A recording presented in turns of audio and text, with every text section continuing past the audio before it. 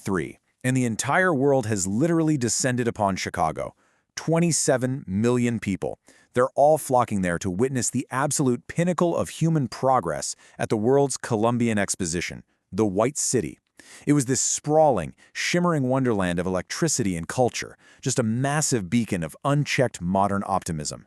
But while the crowds marveled at those glowing lights, just a few miles away, a very different kind of ingenuity was quietly at work. A darker, far more terrifying innovation.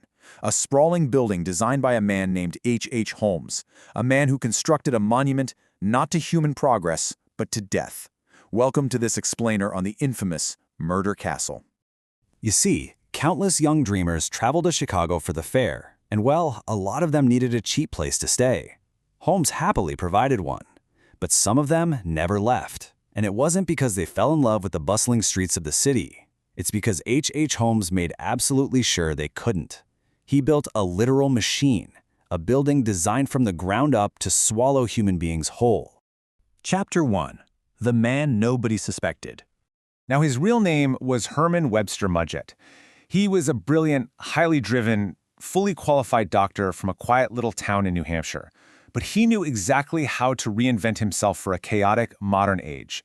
Seeking grander opportunities, he moved to Chicago in 1886 and completely erased his past, changing his name to H. Holmes. He was a blank slate in a booming, anonymous city. And man, his predatory nature kicked in with terrifying speed. Within just weeks of arriving, he smooth-talked his way into managing a local pharmacy. He was charming. He was helpful. He made himself entirely indispensable to the older woman who owned the shop. But within months, the owner of that pharmacy mysteriously vanished without a single trace. Holmes just casually told the concerned neighbors she had moved away to California.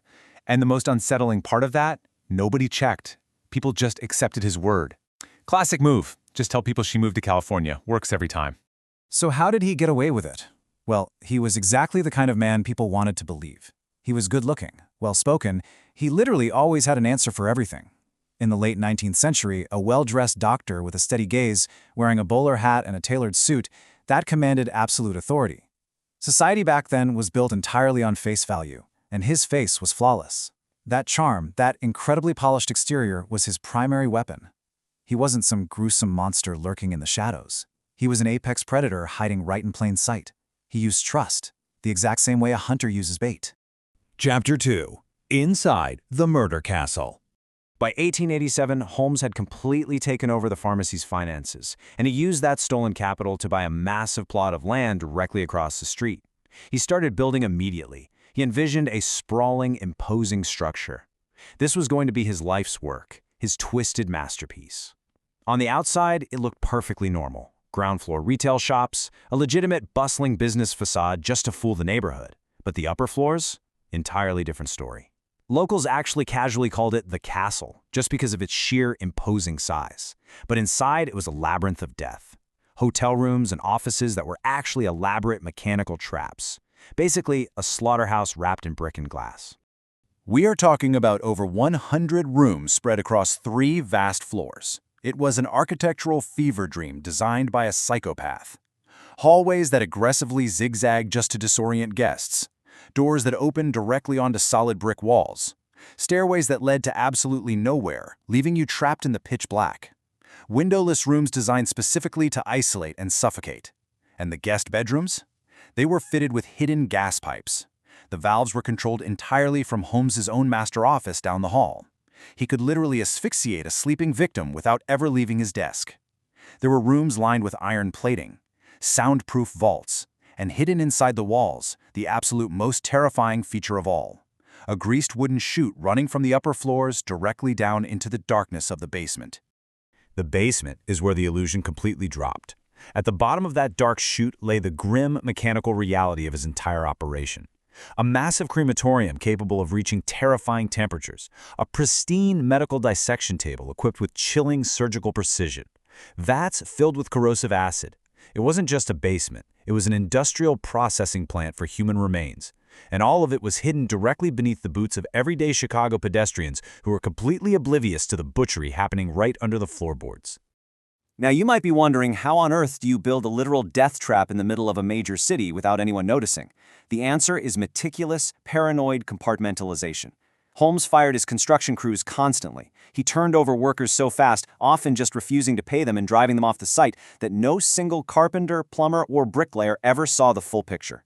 They only built small, disjointed, confusing pieces of the puzzle. One guy builds a door, another guy comes in the next day and builds a solid wall right behind it. Neither of them asks questions. Truly a masterclass in project management. Terrible if you were the plumber, but great for keeping serial killer secrets. Chapter 3. The World's Fair Victims. So, May 1893 rolls around and the fair finally opens. Chicago is suddenly flooded with 27 million naive visitors. Holmes mostly targeted young women, secretaries, tourists, job seekers, looking for a taste of independence in the big city. Crucially, he preyed on the isolated, women who had no family nearby, women whose sudden silence wouldn't immediately raise any alarms back home. He rented rooms to them. He hired them to work in his shops. And then he executed a cold, horrifying corporate process. Step 1. Insure. He coerced them into taking out life insurance policies, naming him as the sole beneficiary. Step 2. Kill. Suffocation, toxic gas, or starvation in those sealed, windowless rooms. Step 3. Dispose and profit. Bodies went down that greased chute. Some were dissected by Holmes himself, their skeletons perfectly articulated and actually sold to local medical schools for cash. Others went straight into the acid vats or the crematorium. He extracted monetary value at every single stage of death. Dark humor note: genuinely the most disturbing business model in American history, a fully vertically integrated murder startup. 100 to 200. That is the estimated true toll. When he was finally caught, Holmes only formally confessed to 27 murders, and honestly, even then, he lied about most of the details. But investigators who eventually combed through the ashes, the lime pits, and the bone fragments in that subterranean basement, they believe the real number is in the hundreds. Just think about the sheer scale of that slaughter. The vast majority of these people were completely erased from existence. No names, no graves, just smoke drifting out of a brick chimney while the World's Fair played on just down the street. Chapter 4. Caught by Insurance Fraud. Here is where the story takes a really sharp turn into profound irony. You would naturally think a mass murderer, a guy operating a literal hotel of death during the biggest cultural event of the century, would be brought down by some brilliant homicide detective uncovering the bloody truth, right? No. He was brought down by a $10,000 insurance scam. Holmes partnered with a man named Benjamin Pitezel. The plan was to fake Pitezel's death and split the payout. But Holmes didn't fake the death. He actually just killed Pitezel. It was simply easier for him. And when Pitezel's grieving children started asking way too many questions, Holmes took 3 of them on this bizarre cross-country trip, murdering them one by one to permanently silence them. Which brings us to a deeply cynical realization about 1890s America. Insurance fraud investigations are apparently way more thorough than murder investigations. Dark humor note: kill hundreds of people? The local police sleep. Try to scam a corporation out of 10 grand? Oh, they will hunt you to the ends of the earth.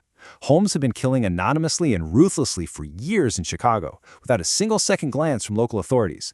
But the very moment he messed with a life insurance company's bottom line, they put a relentless, well-funded detective right on his trail. For months, he was doggedly tracked across the country by a stubborn Pinkerton detective named Frank Geyer. Geyer painstakingly followed the tragic, winding trail of the murdered Pitezel children, digging up cellar floors, following every single lead. Finally, in 1894, Holmes was arrested in Boston. His initial charge? Horse theft. Think about that. The most prolific serial killer in American history was handcuffed over a stolen horse. It was only later, once he was safely locked up in custody, that Chicago investigators finally decided to properly search the mysterious castle on 63rd Street. They found the hidden rooms, they found the chute, they found the subterranean nightmare. And the deeply unsettling fact? They didn't even need to find the bone fragments right away. The smell radiating from the basement alone told them exactly what had happened down there. Chapter 5. A Basement Full of Secrets. Holmes went to trial in 1895, and true to his deeply narcissistic nature, he actually represented himself for part of it. He tried to turn on the charm for the jury. He tried to play the well-spoken, respectable doctor one last time, but the evidence was just far too overwhelming. The charm finally failed. He was convicted of the murder of Benjamin Pitezel and sentenced to hang. But his final request was bizarre. He demanded his coffin be filled with solid cement and buried 10 feet deep in the earth. Why? Because the man who made a living dissecting his trusting victims, stripping their flesh, and selling their skeletons was utterly terrified that someone would dig up his body and do the exact same thing to him. He wanted his body fiercely protected in death, a courtesy he never afforded a single soul in life. He was executed on May 7, 1896. But what about the castle itself? Well, in 1895, shortly before his execution, the building burned down under highly mysterious circumstances. Some suspect arson by angry neighbors, others think an accomplice was covering their tracks.